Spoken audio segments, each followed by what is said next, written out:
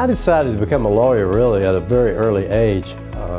I suppose I was fascinated by watching Perry Mason, but then as time passed, I became more intrigued with the idea of becoming a lawyer, only because I had the suspicion that lawyers had a way of understanding what was really going on as well as any professional group I knew. I'm a native of New Bern, North Carolina, which is just up the road, as it were. I've lived in Kansas, Tennessee, California, Texas. I've been in 21 foreign countries. I've been in every state in America, traveled a lot.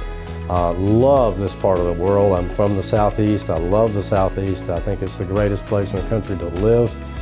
I'm asked from time to time what I enjoy most about practicing law. It sounds sometimes to people as if it's a rather unusual response, I know.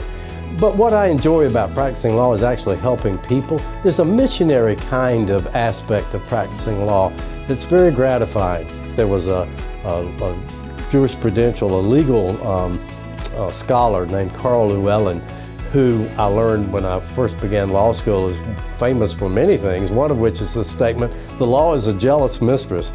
Boy, was he not kidding. If you're going to be good at this, you have to really put in the hours, and I have put in long, long hours as an attorney, and I've always struggled with that balance between being a really good lawyer and also being a good family man. Those are difficult to balance from time to time, and that's been my challenge as an attorney. It is amazing how many times people ask that question, which is, why do I need a will? Well, to begin with, if you die without a will, I have some news for you. The state of South Carolina has drafted a will for you. It's a part of the statutory rules of the state. The problem is that the statutory will that the state has drafted may well not achieve the goal you have in mind.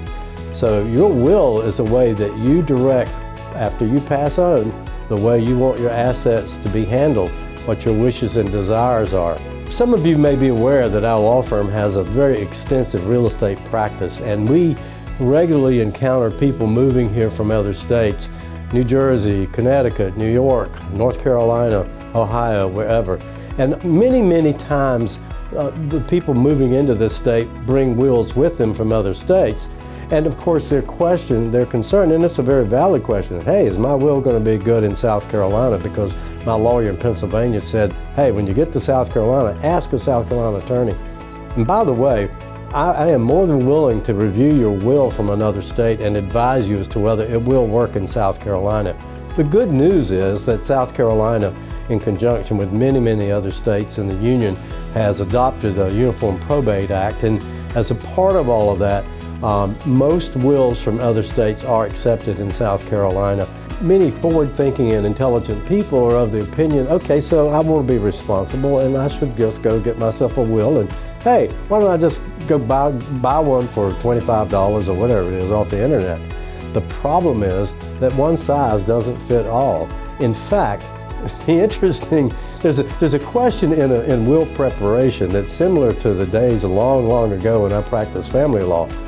Hey, how much do you charge for a simple divorce? Well, what I sort of learned is there were never any simple divorces. And guess what? There were rarely any simple wills. There's much, much more involved. There are many, many more questions that need to be addressed and resolved, and ordinarily a simple will won't do it. Many people come from other states in which, well, some states, I think Ohio is one of those states, although I'm not really sure. As an aside, I'm licensed in Tennessee, North Carolina, and South Carolina, and I went to law school in Tennessee. And in Tennessee, there were no joint wills, nor in North Carolina, nor in South Carolina. But in those states, those few states that allow it, one document serves as the will for both husband and wife. South Carolina does not recognize joint wills, and so consequently in this state, it's necessary for both the husband and the wife to have separate wills. And by the way, I keep saying husband and wife. My goodness, I mean, wills aren't limited by necessity, only husbands and wives. I mean, everybody needs a will. Even if what you have is a car, somebody, and that's it. Somebody has got to resolve who gets the car if you pass on. So, I don't want to make the point that, or imply that only husbands and wives need wills, but nonetheless, in some of those states, joint wills provide that one document can suffice. Again, not in South Carolina. It's always a surprise to people to learn that in the state of South Carolina, there is a law that says that if you are in possession of or have knowledge of the possession of where a will is, the whereabouts of a will, you're required to turn that will into the probate court within 30 days following the passage of the decedent.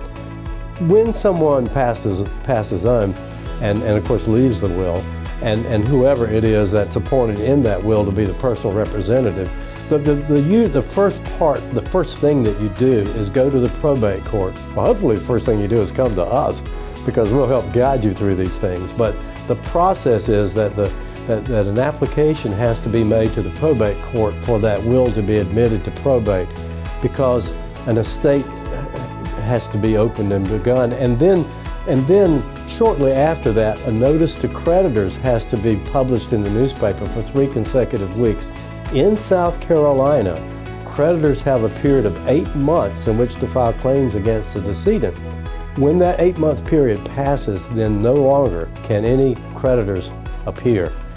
In other states, by the way, that period sometimes is less. And in fact, in South Carolina, it used to be a longer period. It was shortened to 8 months. North Carolina is I believe now 6 months, and under some provisions 90 days. So the states around the country are beginning, because again of globalization and technology, to limit that creditor's period a little, so estates don't have to remain open quite so long.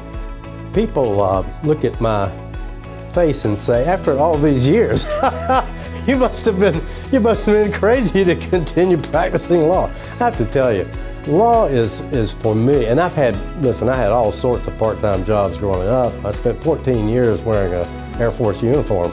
I've done a lot of things other than practice law, or in addition to practicing law.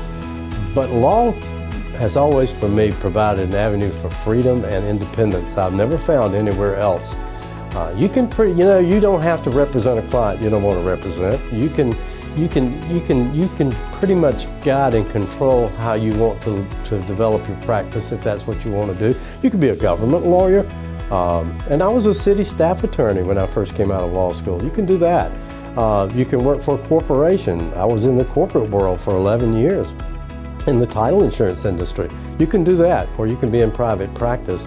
Each has its own advantages and disadvantages, but the underlying characteristic of all of those is that you have freedom and independence that I just never found anywhere else.